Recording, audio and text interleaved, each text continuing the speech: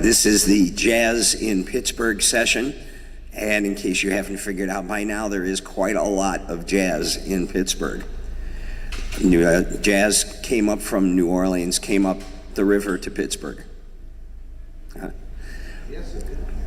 There are a couple of announcements I've been asked to make.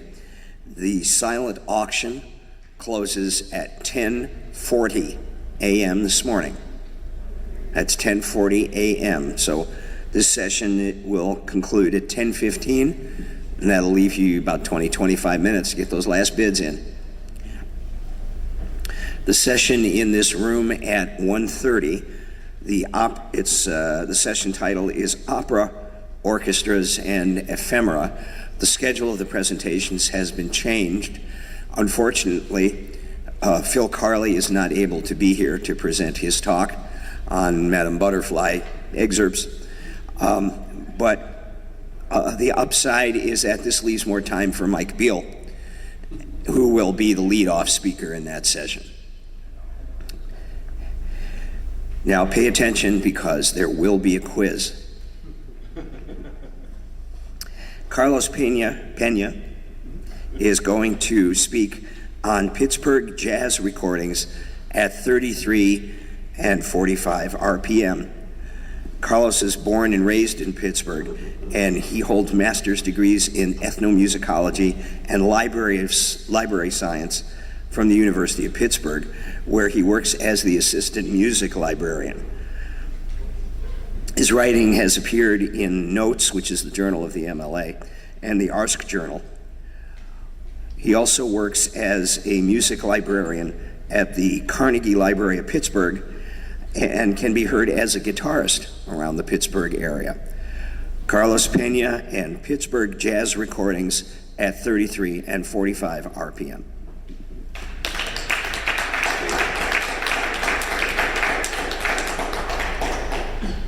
Thank you and good morning. In 2007, I wrote an MA thesis titled Pittsburgh Jazz Records and Beyond, 1950 to 1985.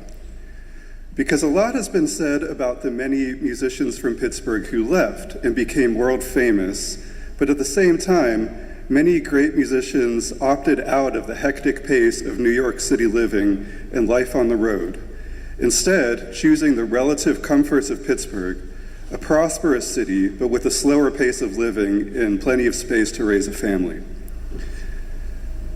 With the lack of major recording companies in Pittsburgh, local musicians used small, independent studios and record labels to make records. The result was actually a pretty prolific local record industry.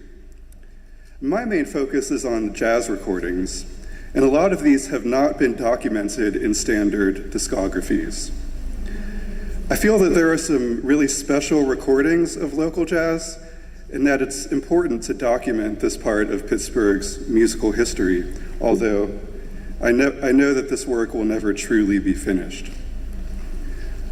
So my thesis is available through PitCat, Pitt's library catalog, so you can read the full text online. It gives historical and descriptive information about the music.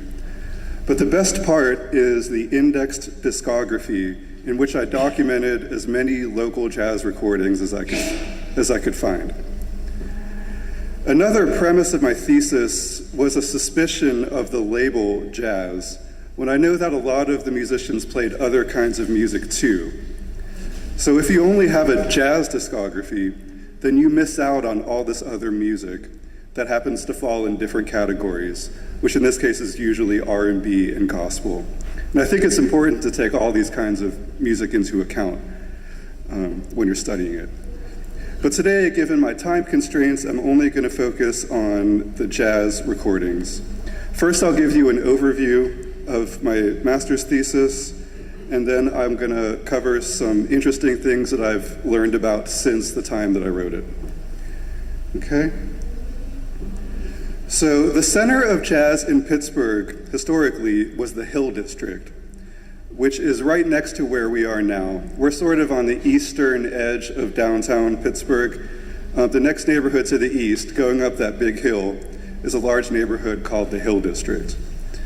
During World War I, The Hill's African American population increased dramatically with the influx of Southern migrant workers seeking employment, which they found in the steel mills.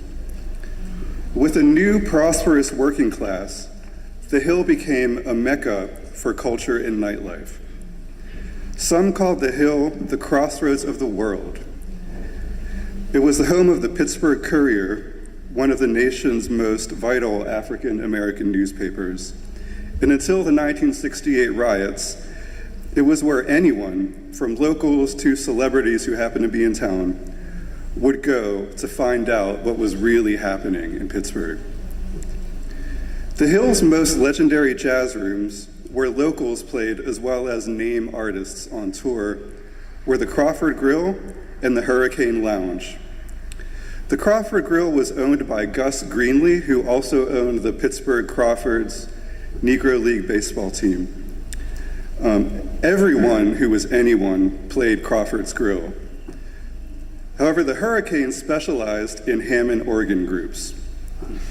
Both clubs were about a mile from where we are right now. So people visited from all over, so the scene in the Hill was integrated and all races were welcome, while the same could not necessarily be said for the white-owned jazz clubs and theaters here in downtown Pittsburgh. The Black Musicians Union, Local 471, headquarters in the Hill, was also a very important part of the jazz scene. This was where touring musicians from the name bands would jam with the local players. And for a great deal more information about the history of jazz in the Hill District, I would refer you to my friend Coulter Harper's 2011 dissertation titled The Crossroads of the World, A Social and Cultural History of Jazz in Pittsburgh's Hill District, 1920 to 70. Okay, so here we see the Crawford Grill. This is Crawford Grill number 2. The original one was actually down the street. The first Crawford Grill burned down in 1951, I believe. Crawford Grill number 2 was really the best remembered location where everybody played. Okay, this photo, as well as the other historic photos I'm about to show you, are from the Teenie Harris archive. Teenie Harris was the legendary photographer for the Pittsburgh Courier, who created an incredible body of work documenting African American life in the Pittsburgh area. So moving up to the Hurricane, here's Jimmy Smith and his trio playing there. Here's local organist Ruby Young playing at the Hurricane with Chuck Austin on trumpet and Bobby Boswell on bass. So as an aside, growing up, Chuck Austin was somebody that I got to listen to a lot playing in the clubs, and he had a really unique and amazing trumpet style. Later, when I got to know him a little bit, he turned out to be the nicest gentleman you could hope to meet, very encouraging to all the young musicians. Bobby Boswell, the bass player, is one of a few Pittsburgh musicians who got picked up by Max Roach's band in the late 60s and ended up touring and recording with Max around that time. Okay, moving up to the Musicians Club in the Black Musicians Union. Here we see the band of local pianist Walt Harper playing there. And the trumpet player with the shades is Tommy Turrentine. Okay, with a few exceptions, commercial recording of Pittsburgh jazz really began in earnest in the 60s on the Gateway label. Gateway was a downtown company that produced records of really almost all kinds of music. The series of jazz LPs was dominated by the small groups of trombonist Harold Betters and pianist Walt Harper. Walt Harper's group had originally been recorded in Pittsburgh in 1952, backing up Pittsburgh vocalist Eddie Jefferson, which came out on 278s on the High-Low label, which were reissued by Savoy in the 70s. Harper and Betters both recorded a string of albums for Gateway in the 60s before starting their own labels in the 70s. Their albums demonstrate the easygoing, accessible styles of these musicians that allowed them to become Pittsburgh's most commercially successful local jazz artists. So there you see Harold Betters' first album at the Encore, which Encore was the jazz club in the Shady Side neighborhood of Pittsburgh. There's a lot of these records around. If you go to pretty much anywhere in Pittsburgh that has used records, you're going to find some Harold Better albums on Gateway. Perhaps the most interesting Gateway jazz album is a 1963 Charles Bell Trio album recorded at the Carnegie Institute, which is up the road in the Oakland neighborhood near where the Carnegie Library and Museums are. This Pittsburgh pianist had already made a few albums in New York for Atlantic and Columbia in a style that was influenced heavily by John Lewis and the MJQ. Here you see his trio album that he made for Gateway. Gateway also released 45s, mostly containing, or jazz 45s, mostly containing songs from the LPs of Harper and Betters, but there are also a few unique one-off singles by other jazz artists from Pittsburgh, like organist Bobby Jones and drummer Jerry Betters, who was Harold's brother. The Deuces Wild was a local combo that in the 50s released a series of 45s on their own label called Deuces Wild. The band's personnel consisted of premier local white musicians led by the saxophonist Flo Casanelli, often including Pittsburgh stalwarts such as the drummers Spider Rondinelli and Roger Ryan, and pianist Bobby Negri. Bobby Negri was the brother of local guitar master Joe Negri, who's better known as Handyman Negri from Mr. Rogers' Neighborhood. Like most of the Gateway jazz recordings, the Deuces Wild records show a rather conservative, swing-influenced brand of small group jazz, but always tasteful and impeccably performed. In my thesis, I had 4 Deuces Wild 45s. Since that time, I've come across 2 more, one of which features Jeannie Baxter, a vocalist who in the 60s released a local LP of standards of her own. And here we see the Deuces Wild performing at the Crawford Grill No. 2 in this photo. A virtuoso with a long string of local releases was organist Gene Ludwig. Ludwig's style featured heavily swinging, no-holds-barred organ improvisations in an intense but accessible soul jazz style. In my opinion, Gene was one of those rare jazz artists who came across best on 45s rather than LPs. 45s were usually the part 1 and part 2 kind of 45s, if you know what I mean. Most of his records feature his trio with Jerry Byrd on guitar and Randy Gillespie on drums. He released 2 LPs locally in the 60s, one on the Hill District-based label Travis, and another on his own label G. Lou, which is what you see there in the photo. His string of at least 8 locally produced 45s, in addition to other singles that he released on labels like Atlantic and Mainstream, are a testament to his Hammond mastery that was always a hit on the Chitlin circuit. Now, one single that I didn't know about when I was writing my thesis is the only published recording that I know of from the Hill District Jazz Clubs, and that's Gene's trio, Live at the Hurricane, which is an extremely rare and obscure record, which I'm going to play you. In the interest of time, I have to cut right to the climax of this one, but here's Gene live at the Hurricane on the Hill.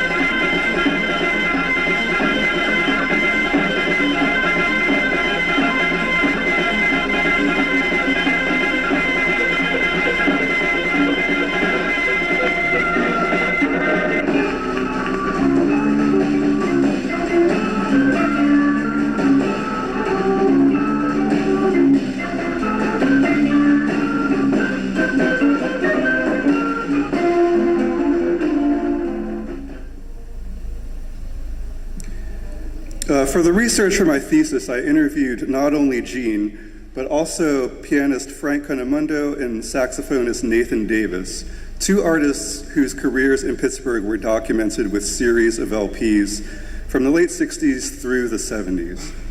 These records reflected changes that were happening in jazz with the advent of modalism, fusion, and funk. During this time, Frank Conamundo, who had toured in the 60s with the Billy May Orchestra, released a half dozen albums on his own label, which was called Mondo. And here we see Frank's very first LP with the trio, including Spider Rondinelli on the drums, Ron Fudoli on the bass. This is a really nice album. It's kind of a Bill Evans trio influence, but a lot darker and more brooding kind of sound to it. Nathan Davis was originally from Kansas City. He spent most of the 60s in Europe before coming to Pittsburgh in '69 to start the University of Pittsburgh's Jazz Studies program. In the 70s, he released 2 albums on a local label called Segway before making 3 more on his own label called Tomorrow International. Frank's and Nathan's albums are pretty well known for local recordings and highly sought after by collectors. So here you see Nathan's first LP, the first album he made after returning to the States from Europe. Some of Frank's and Nathan's albums, as well as a bunch of other local recordings, feature the drumming of the legendary Roger Humphreys, who in the 60s was a member of Horace Silver's quintet, recording for Blue Note, including the celebrated Song for My Father session. Roger apparently decided to escape the rigors of the road, and by the late 60s was settled back here in Pittsburgh. In '77, he made a 45, which is, to my knowledge, the only vinyl recording that came out under his own name. The record is 2 songs by guitarist Luther DeJarnette that heartily embrace funk and fusion. This seems to be a rather unknown record outside of local circles, but it's one of my favorite Pittsburgh jazz releases, and you'll learn that I have like a lot of musicians from my generation, I heartily also embrace the fusion and the funk. So my apologies to all you swing purists out there.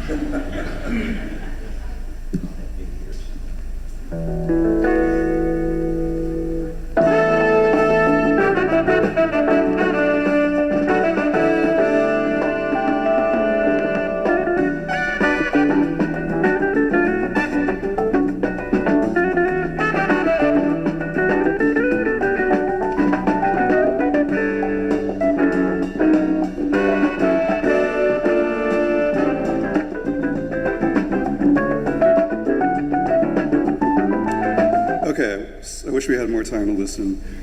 Now I'm going to move on to some records that I've learned about since I wrote my thesis. Some of the more interesting ones include an earlier album by trombonist Al Dow before he partnered with vocalist Etta Cox, which you see pictured there on your left. Another one is a jazz album by pianist Vince Leschide, accompanied by bassist Jimmy DiGiulio. Leschide had once toured with Glenn Miller, but he came back to Pittsburgh and became best known as the stadium organist for the Pittsburgh Pirates and Penguins sports teams. This is a live album that he made in a local restaurant. It's quite good. An interesting 45 that I've come across more recently is one by the Charles Bell Trio made for the obscure Belmar label. The tunes on here, Summertime and Take 5, were also recorded on Bell's Gateway LP, but the versions on the 45 are different, brighter performances with, in my opinion, a nicer recording quality. My good friend, Jason Molyneux, AKA Jay Malls, he's a local music historian and record collector who I have to acknowledge because he's really taught me a lot. But his research has traced this single to 1963, and the sidemen as bassist Mike Taylor, who was a longtime first call bassist in Pittsburgh, and drummer Alan Blairman, who originally was from Pittsburgh and went on to work with Albert Eiler and Mal Waldron, among other big name people. Jason put one side of this 45 on YouTube, which you can listen to. This actually contains some of this, especially the summertime, contains what to me is some of Charles Bell's finest playing that I've heard on record. Okay, originally in my thesis, as far as local university jazz recordings go, I had one LP from Duquesne University made in the 1960s. It's sort of a progressive big band album under the leadership of local jazz patriarch Ray DeFade. It's extremely rare. The only copy I've ever seen of it belongs to the Carnegie Library. I also, in my thesis, I had one University of Pittsburgh jazz album and 3 from Carnegie Mellon University, all from the 70s. I did fail to include a 1970s LP on the Mark label by Duquesne's Jazz Ensemble that features all original material, as well as the saxophonist Eric Leeds, who has gone on to a stellar career playing with Prince and other big name leaders. I also came across what must be the first and more interesting published recording of the Pitt Jazz Ensemble, shortly after Nathan Davis arrived here in Pittsburgh. It includes a number of local heavyweights like saxophonist Kenny Fisher and trombonist Nelson Harrison, and a number of original tunes by Davis, as well as local pianists Don DePaulis and Joe Kennedy. And this is extremely rare and hard to find. This is actually the only copy I've ever seen, and you can see it's a little rough around the edges there. Okay, the last thing I'm going to talk about is an album by the pianist Johnny Costa, who had recorded in New York in the 50s in an Art Tatum influenced style before returning to Pittsburgh to work in TV and radio. Costa is best known to the world as the musical director and pianist for the Mr. Rogers' Neighborhood television show.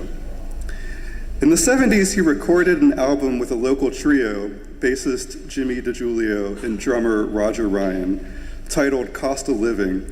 And this album does not seem to be documented or really known by jazz discographers. It was produced by WQED, the local public television station. Here you see the cover. It was recorded by Engel Associates Recording, a local recording firm run by Paul Engel, who recorded albums for countless local amateur organizations. These are low-budget kind of albums. Most of them don't have dates, but a few of them do have dates, and using the dates along with the sequential numbers that Paul Engel applied, we can then use this information to get approximate dates for the albums that we don't have actual dates for. So using that approach, we can trace the Johnny Costa album to sometime between 73 and 77. The first Pitt jazz album that I just finished talking about is also an Engel recording and can be dated to between 69 and 72. So I hope I've given you a good overview of the local jazz recording industry and some idea of the vibrant scene that thrived in Pittsburgh. The picture gets even more interesting when you expand your view to include non-jazz music, like pop, R&B, and gospel. Local veterans sometimes refer to Pittsburgh as the land of the giant killers due to the uncommonly high level of musicianship among local musicians. And the work of these musicians deserves to be documented for future generations. This is my part of the effort to contribute to that task in return for the joy and enrichment that I've received from it. And if I may, I'm just going to end my talk like an episode of Mr. Rogers, and that is with just the sound of Johnny Costa playing the piano from that album that I finished talking about a second ago. This is the one Fred Rogers tune that appeared on that album. It's such a good feeling.